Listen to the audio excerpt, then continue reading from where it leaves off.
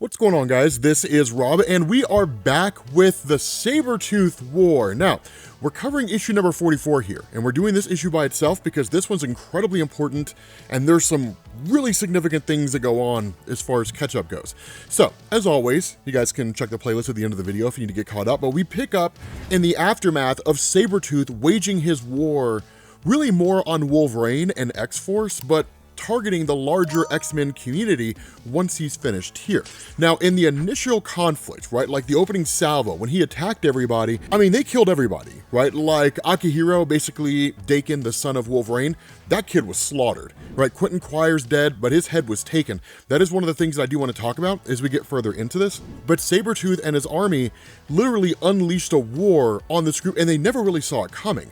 They never expected it. Now, as we talked about in the previous videos, the bigger issue here was that X-Force's entire security, if you want to call it that, really just came down to two people. It came down to Black Tom Cassidy and it came down to Sage. Now, under any normal circumstance, they would be more than enough to be able to hold their own, right? For those of you guys who aren't familiar with those guys, Black Tom Cassidy can manipulate plant life, and Sage can control computer systems with her mind, and her mind works like a computer system.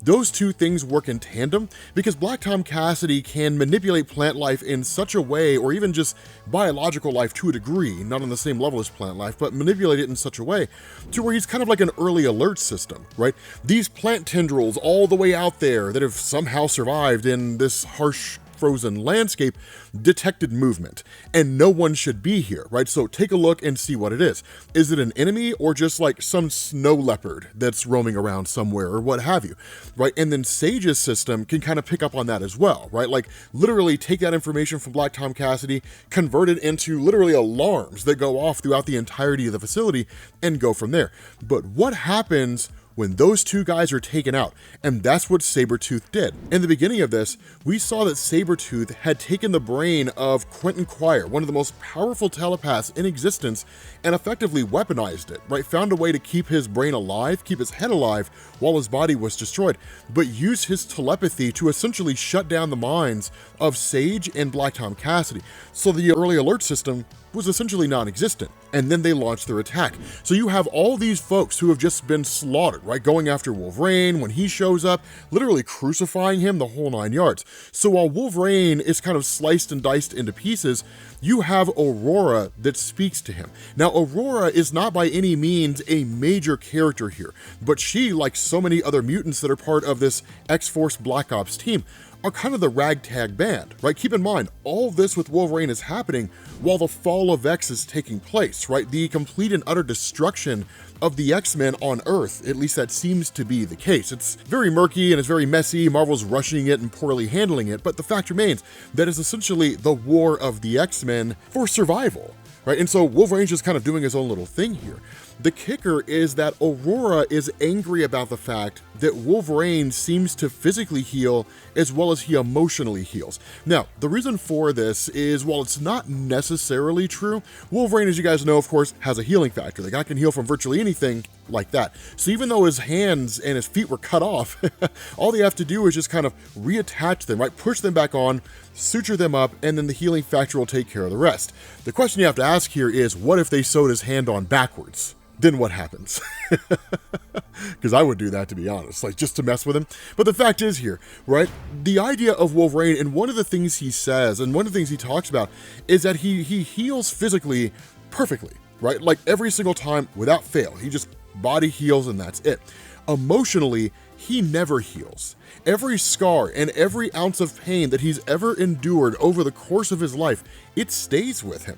Now, it's because of that Wolverine has actually maintained his popularity as a character in Marvel Comics, right? Because the reality here, and you and I both know this, right? You can hit people, you can punch people, you can do any number of things, and those things hurt.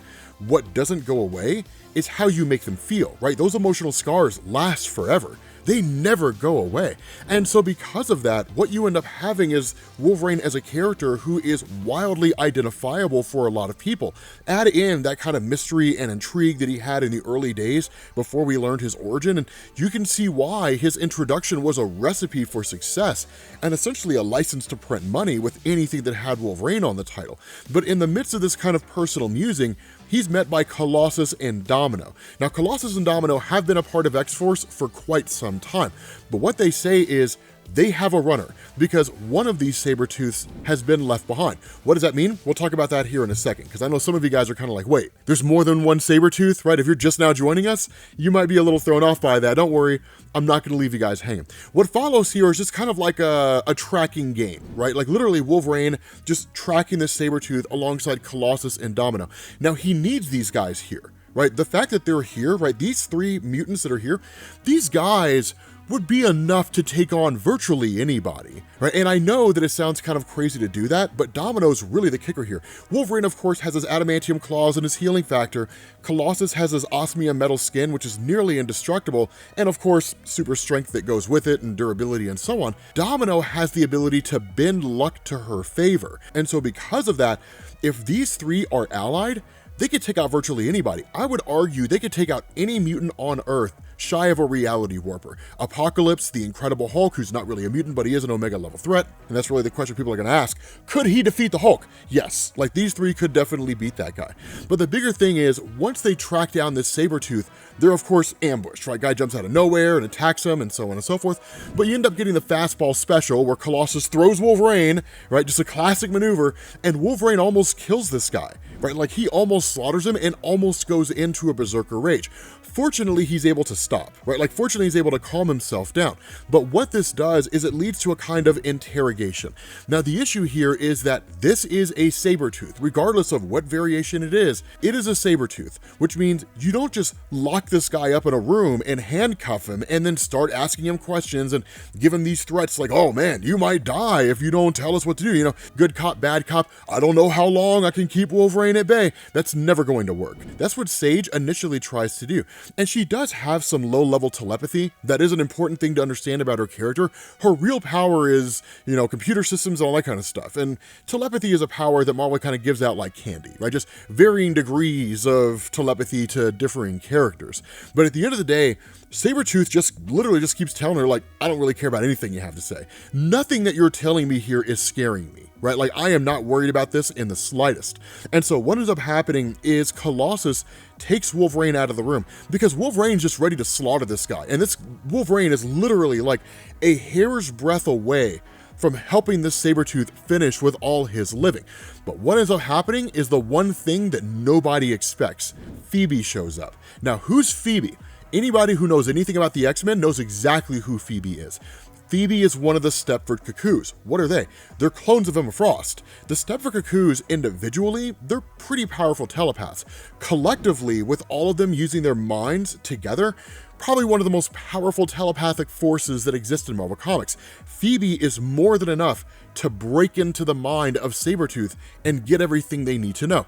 But she's also pissed because Phoebe and Quentin Quire had a thing. So in effect, Sabertooth killed her man. Right? It's interesting how this goes down. Now, this is where we get to the kind of explanatory part and essentially catching everybody up on what's been happening here. That what ends up happening is when Phoebe gets into the mind of Sabertooth, she says, like, this is just a variant. It's not our main Sabertooth. It's just a Sabertooth that's out there. And she says, he shouldn't be this strong. There's a psionic power inside him. There's some other force. And when the question is asked, what do you see? She says, Creed recruited him. He's been recruiting them all from across dimensions, building an army in his likeness. You imprisoned him and the other exiles, condemning them as worse than and less than and other than the rest of you.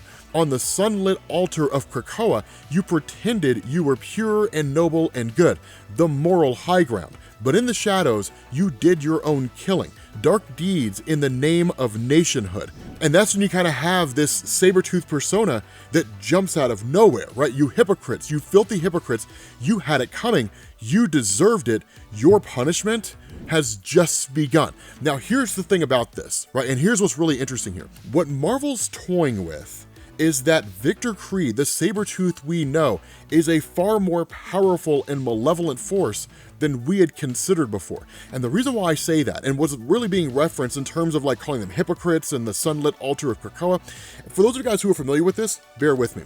For the new people, when Jonathan Hickman's X-Men first kicked off, Sabretooth was sent on a mission by the Krakoan Quiet Council, basically the governing body, Xavier, Magneto, and Storm, and so on and so forth. Once he got back, because of that and a few other things, he was deemed to be too dangerous, right? It was really them just kind of hiding a secret. And so they locked Sabretooth in what was called the Pit, basically this place in the center of the island that could stretch on for infinity. In order to make Sabretooth's captivity more appealing and reasonable, keep his mind from going crazy, he was given the ability to control the entirety of the Pit. In effect, when he was there, he was God. And what we covered in the old Sabretooth comic, right, the solo series that showed his time there, he was just like fabricating all these different instances where he could like destroy the X-Men and so on and so forth. And in fact, he even became part and parcel to the Pit itself. What that seemed to hit at, albeit momentarily and only within the confines of the Pit, is that while Sabretooth could spiritually or mentally leave, he couldn't tangibly and physically do that. Eventually he found a way to escape, but what it's hitting at here is that because of his experiences in the Pit, his mind has achieved a higher level of power. And in Marvel, that's all it ever really comes down to.